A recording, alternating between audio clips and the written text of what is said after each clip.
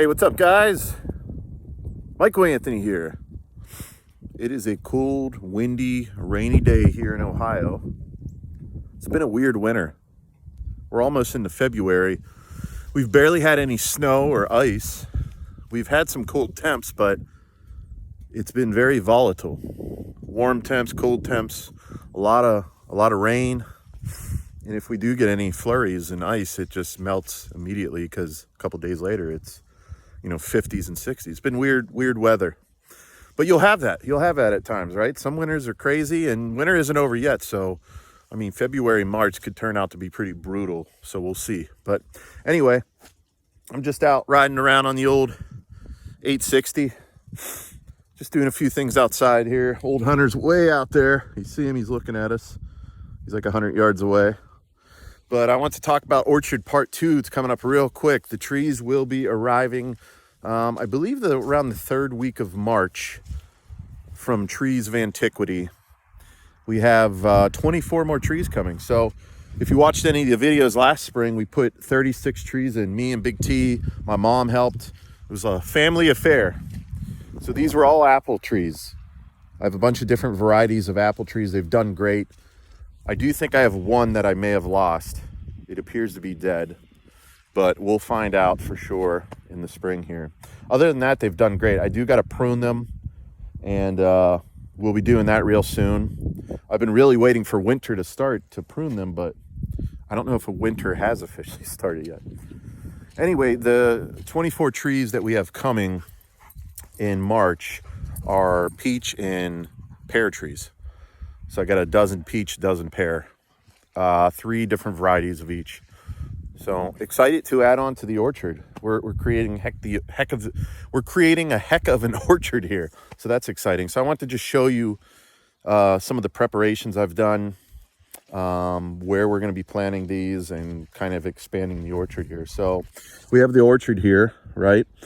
36 trees. We're actually just going to expand out here about 2 rows for the peach and pear trees. So there used to be a brush line right here, right where Hunter's at. Thick brush line. I actually mowed that down a few weeks ago. And we have the original orchard here. Kind of makes a bend around here. So I'll be able to place, several trees in this corner. And then I'm just going to wrap it around, go straight on down through here. And then I got some room on that other end to wrap around that way. And so I'm not going to take up a whole lot of room, and I'm just going to expand the orchard outward this way. So that's the plans for the orchard. And Big T is going to come out to help. I think my sister and her fiance might even come out to help. Hopefully we can get my mom out here and make it a family affair.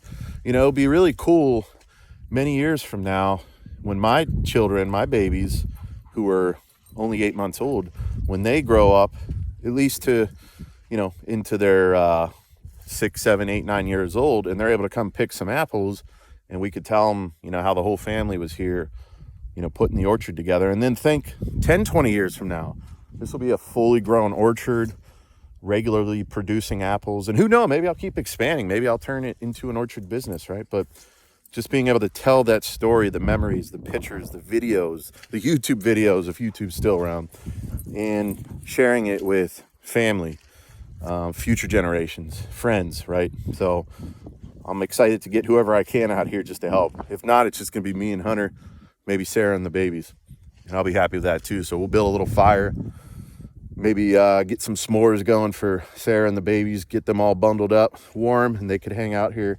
The rest of us will plant the orchard, so that'll be cool. In addition, outside of the orchard, I'm all about improving this property for hunting as well, specifically archery hunting, whitetails, hunting for spring gobbler, rabbits, quail, stuff like that.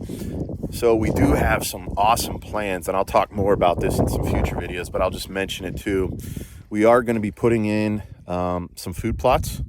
We're going to be putting in probably about an acre, nothing crazy, about an acre of food. So I'm going to be doing right about up in here. There's going to be a half-acre section right to the west of the orchard here. So up to that tall tree, and it's going to kind of make a little bit of a triangle shape here. And then there's a slope down here, which I definitely want to make sure the food plot gets down on that slope, because the deer will feel nice and protected on this slope here, because the road, nobody will be able to see them from the road. It's a nice little corner where they can tuck in, and there's been deer beds through here. So I'll tell you more about the food plot I'm putting here. I'm excited about it. It's a special type of food plot. It's not going to be your traditional, typical type of food plot. And so it's kind of a surprise, and I'll talk more about that later. And then over here, so there'll be a nice brush line here, maybe some Egyptian wheatgrass here. I'm not sure yet, but I do have the seed for the Egyptian wheatgrass. I'm going to keep this thick in here. This is like a little gully. It's always kind of wet, but it gets real thick, you know, early successional growth. It's great for creating like a wall of cover, but it does kind of fall down in the winter. So I might put some Egyptian wheatgrass just to kind of separate the food plot from over here. And we got a couple trees, some dogwood, stuff like that. So I want to get a good mix of diversity separating this food plot from the next food plot, which is going to start over in here on this side, the north side of the orchard. Okay, there's a slope there. It's going to come through here. All right, I'm actually thinking about putting Egyptian wheatgrass down almost not quite to the bottom of this slope where the property line is, but a little bit up from there, and just create a nice border boundary here. So deer will feel comfortable up here, and they won't be in the wide open, being able to have someone see them from over there, right?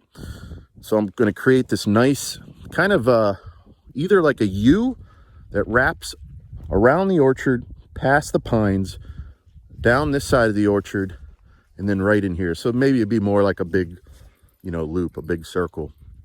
But the orchard will extend into this field out by that brush pile. I'm definitely going to put Egyptian wheatgrass right through the middle of the field here. I want to form a big wall so deer won't be able to see anyone coming up and down the driveway. They won't be able to see me out there messing around by the garage or the cabin.